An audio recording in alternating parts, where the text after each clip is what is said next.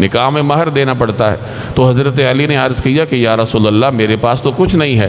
تو آپ صلی اللہ علیہ وسلم نے ان سے دریافت فرمایا کہ تمہاری وہ زرہ کہاں ہے، کہ این درعک الحطمیہ، تمہاری وہ حتمی زرہ کہاں ہے؟ تو حضرت علی نے عرض کیا وہ تو ہے۔ تو آپ صلی اللہ علیہ وسلم نے فرمایا کہ وہ اپنی بیوی کو دو۔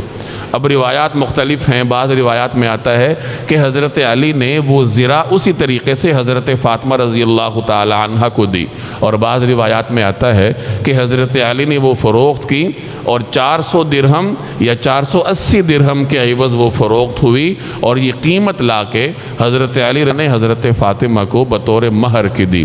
ایک روایت میں یہ بھی آتا ہے کہ یہ زرہ خریدنے والے کوئی اور نہیں تھے، حضرت عثمان تھے۔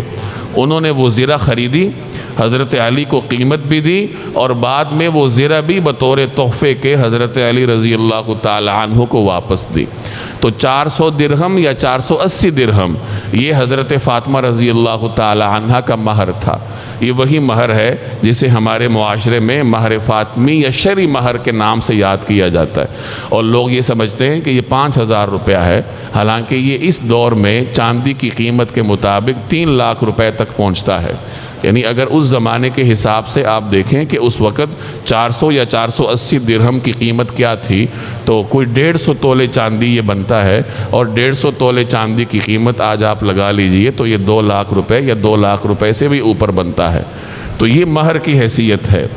یہاں ضمنی طور پر ایک بات عرض کر دوں کہ نبی کریم صلی اللہ علیہ وسلم نے حضرت علی کے لیے گھر کا بندوبست خود فرمایا۔ گھر کا اور گھر میں جو ساز و سامان اس وقت کے حساب سے ہو سکتا تھا وہ آپ نے فرمایا، اور اس کی وجہ یہ تھی کہ جہاں آپ حضرت فاطمہ کے والد تھے وہاں حضرت علی کے سرپرست بھی تھے، گویا کہ آپ زوجین کے سرپرست کی حیثیت رکھتے تھے، اور اسی حیثیت سے آپ صلی اللہ علیہ وسلم نے گھر کے کچھ سامان کا بندوبست فرمایا۔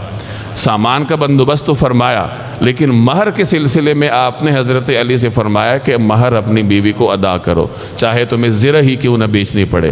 اس سے معلوم ہوا کہ نکاح میں مہر کی اہمیت ہے۔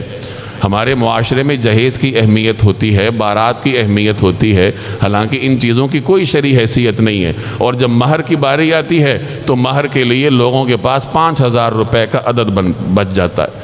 اس میں لڑکی کا والد بھی شرم محسوس کرتا ہے، اور لڑکے کے لیے بھی اور اس کے والدین کے لیے مہر کی کوئی حیثیت نہیں ہوتی۔ لوگوں کی زبان پہ ایک لفظ چڑھا ہوا ہے، جی شرعی مہر رکھ دو۔ نکاح خواہ پوچھتا ہے مہر کتنا ہوگا؟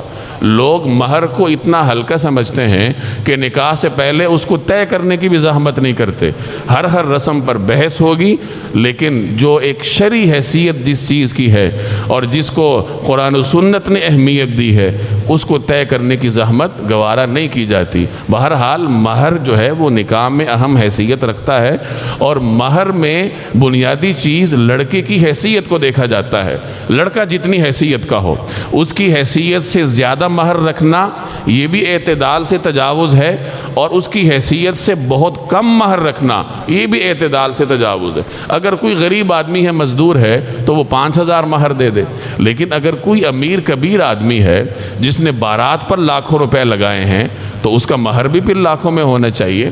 تو بہرحال اس طریقے سے سیدنا علی رضی اللہ تعالی عنہ نے حضرت فاطمہ رضی اللہ تعالی عنہ کو مہر دیا۔